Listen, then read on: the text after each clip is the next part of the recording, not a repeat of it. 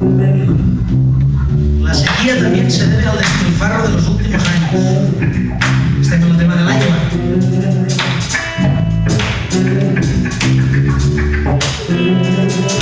Vamos a eso.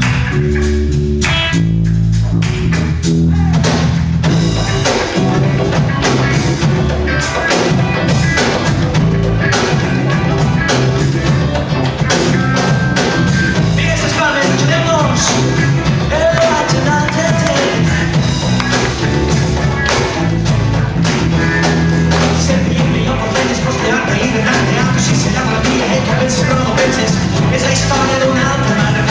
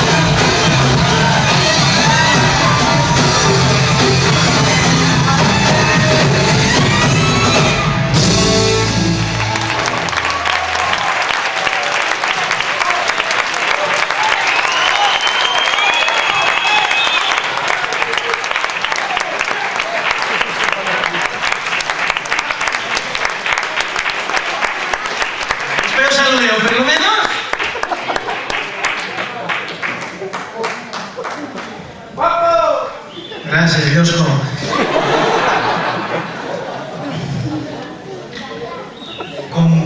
Com comença a acabar?